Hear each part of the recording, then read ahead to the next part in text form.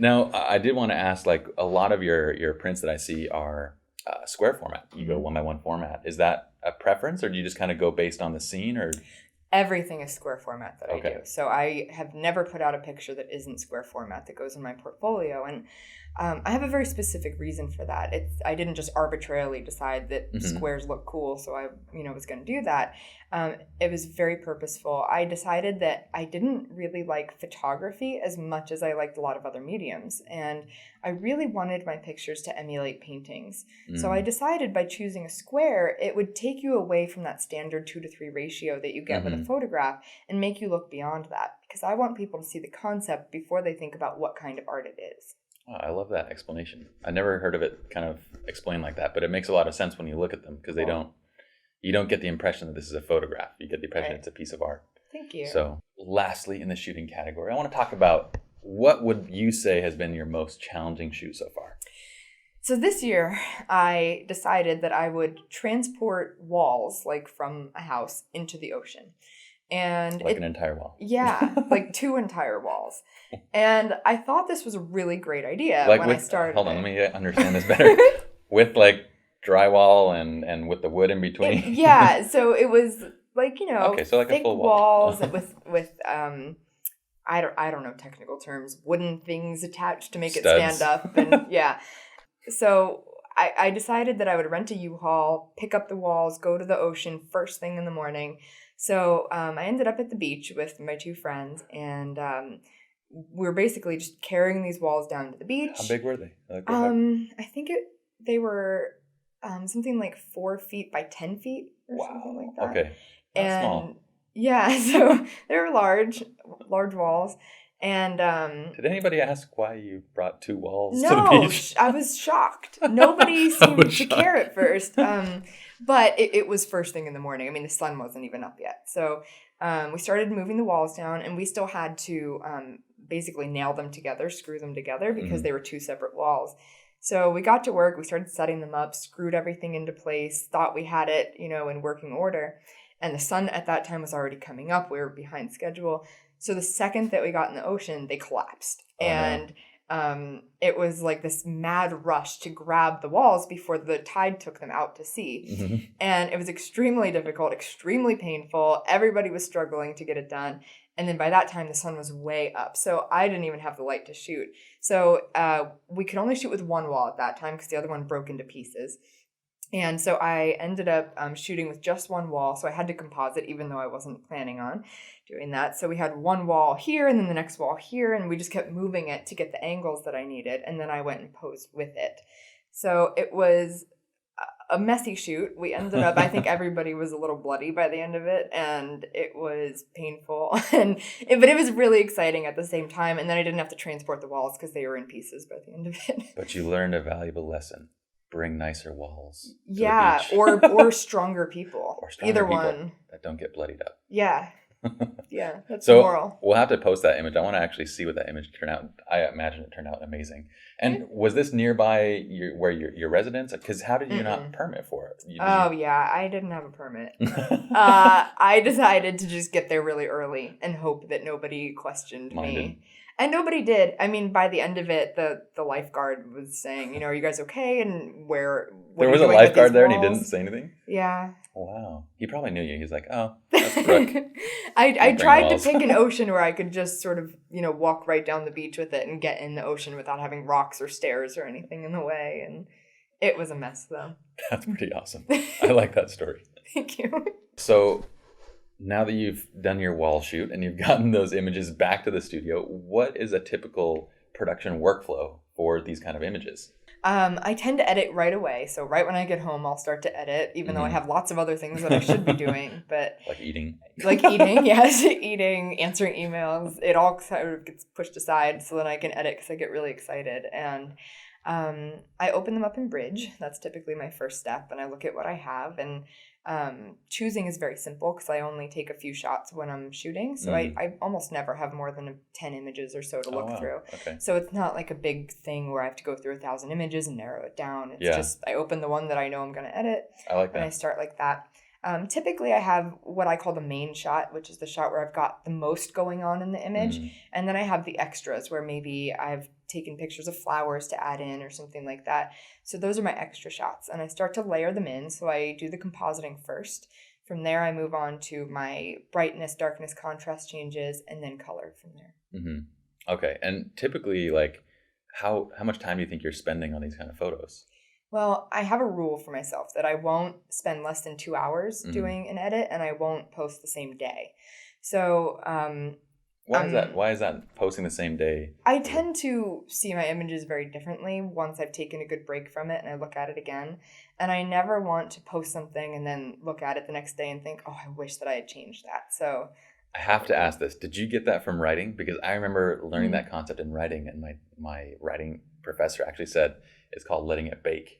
Yeah. And he said, like, every time you write something, let it bake for a couple days, if not a week, and then go back and look at it and make edits to it. I actually didn't, because when I write, that's it. I don't look at it. I don't revise it. And I've always been like that. Even writing papers in college, it was like, I'm not going to revise this. I know I'm not, so I'm just going to hand it in. So we didn't learn it from writing. No, but I learned it from feeling regret at several pictures that I posted too early and wishing that I just waited or looked at it on a different computer or something to, make me realize the mistakes that I've made.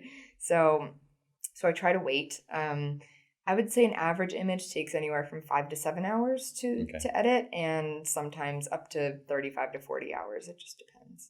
Well, I've noticed one thing with these, the way that you execute and we talked about that a little bit earlier, is that kind of that 20% difference in the professional, like, gallery type piece versus the amateur type piece. Right.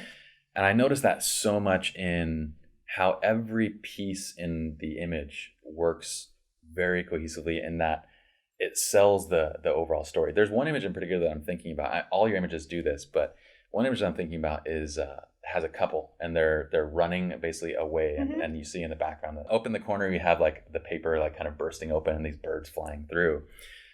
But the way that first that the couples kind of run, and the expression with that girl's hair covering her face and just kind of that frantic look, it even looks like it's a little bit blurry, like they're just quickly getting out there. The way that the paper's kind of opening up and the way that the birds come in, and everything has that same cohesive lighting. Sorry, this is like a long praise to you, but for everybody else, it just all works really, really well in that image. And so conceptually, I think where other photographers might kind of not pull that off is in the reserve. Like, they might not be able to get that expression out of the couple to sell that image. Right. But when I look at that, it truly sells the story. And I think that's one thing that you do incredibly well. Thank you. So is there anything in the post-production process that you feel like you're doing that helps you in that? Definitely.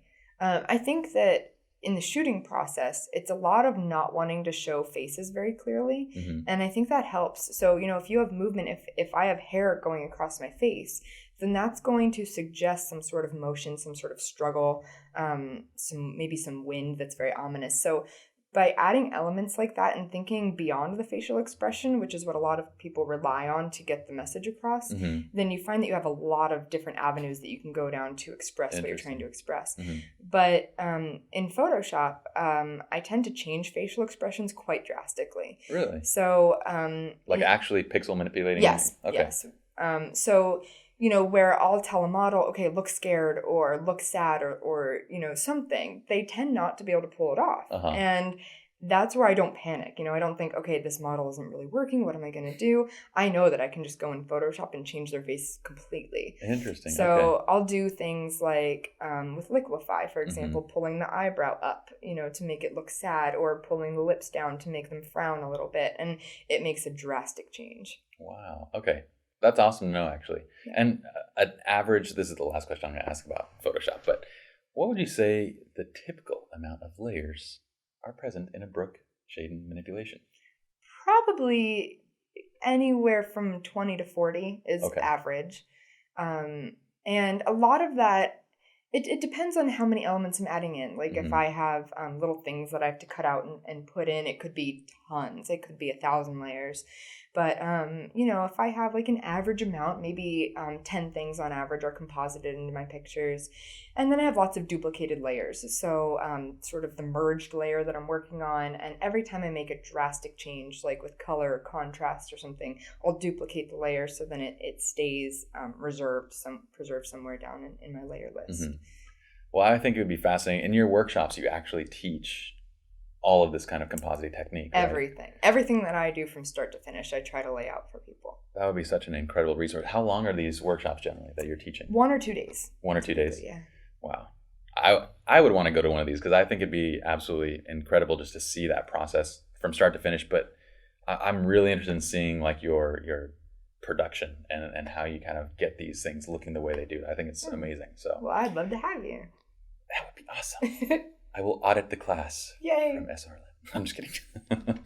Well, your photo manipulations are incredible. The work that you do is absolutely amazing. And I know you teach workshops. And when are your next workshops actually coming up?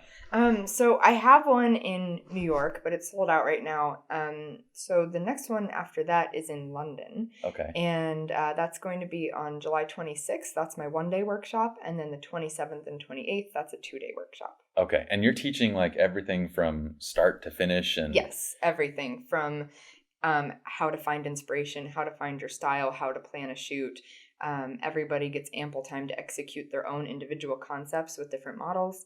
And then we go into editing, and if it's a 2-day workshop, business, portfolio reviews, things like that. That's amazing. That seems like an incredible resource. And do you do underwater workshops? I do. Every once in a while, yeah. With everybody with snorkels on? No, I'm not very good at holding my breath and going under. So the good thing about that is that everybody can stand and sort of dip the housing in the water and then shoot like that. I've even had people not get in the pool and still. That seems like it would be the coolest workshop ever. It's pretty fun. Everybody's like in their swimsuits with like their cameras. Yeah, well, everybody uses my camera. They all use their because I use my Canon 5D Mark II in Icolite housing, so it's like a big thing that everybody can pass around. And yeah. So, well, that's a whole other topic. Your underwater shoots. I mean, we didn't even dive into that, but we'll show some of those images from that. And if you ever have any resources or anything that you post on that, be sure to let us know because we'll just send it out to everybody so we can see your latest work. Awesome. Now, your workshops are always sold out, and that probably has something to do with the fact that you have like 50,000 Facebook followers. Is that right? Okay. How did you go about getting so many fans? Like, how did you kind of incorporate social media into your whole model and what you do? Well, for me, it was more like I became a photographer because of social media, just because of the encouragement that I felt online. And, I think there's the bigger picture of, if you love the people that you're talking to online, then you're going to, grow that community naturally. And there's nothing that I love more than writing a blog post or putting a picture out and just hoping that it will touch somebody in some way. So when I am, doing my social networking, which I'm even hesitant to call it because it feels very natural to me. It feels like I'm just talking to people who I know on a regular basis. And you find that the same people want to comment and the same people are engaging with you. And when you start to feel that sense of community, it doesn't feel like the traditional social networking. It just feels like, being able to communicate with people that you love. Yeah. Well, you've done an incredibly good job at it because you have touched 50,000, in a good way. It sounded a little dirty. But you have 50,000 followers, which means you're doing a lot of things right, and that's absolutely incredible. Thank you. Be sure to follow her on Facebook, and we're going to post a link below, and you can see, I'm sure you post like your upcoming workshops and stuff on there I as well. do, right? yeah. Facebook, website, all that fun stuff. Awesome. Now, before we conclude, I do want to ask 2 final questions. Number 1, we always talk about like being able to go back 10 years and saying, if I knew what I know back then, well, if I knew now, what I know back. Anyway, you understand my point. I understand. Okay. So what would be that one piece of advice that you would give to Brooke Shaden 10 years ago? It's really hard to say because if I think about 10 years ago, I was 16 and I had just met my husband and I was just starting to get, really creative and into everything. And I think it was actually at that time in my life when I decided that I would just do whatever felt right and natural to me. And ever since then, I've just been trying to follow my passion and do what I love and try not to let other things get in my way of doing that.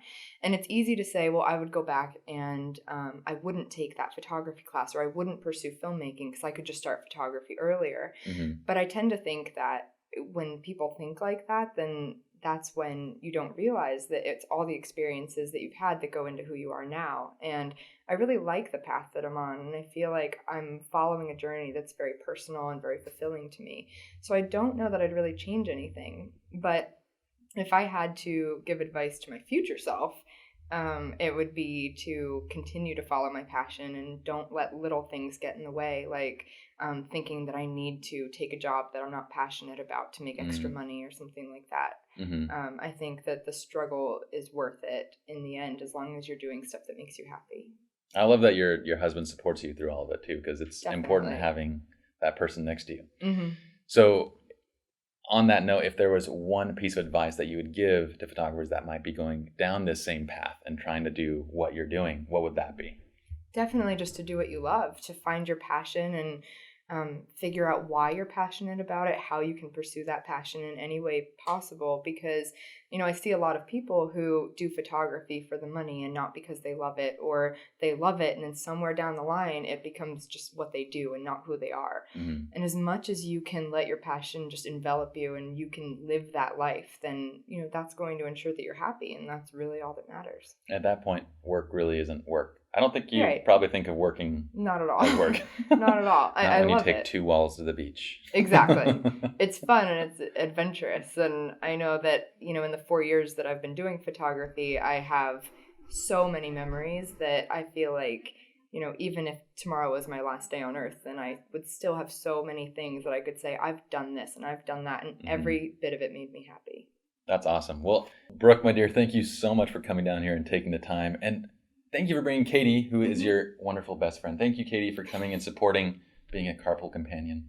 You're awesome. Thanks for having me. I really appreciate it. Absolutely. And keep us posted. We'll keep you guys all informed as far as Brooke's latest workshops, information, portfolio, all that stuff. So be sure to check the details. And Brooke, let us know whenever you have something new going on. I will. Thank you. Let the people know. Awesome. All right. We'll see you all next time.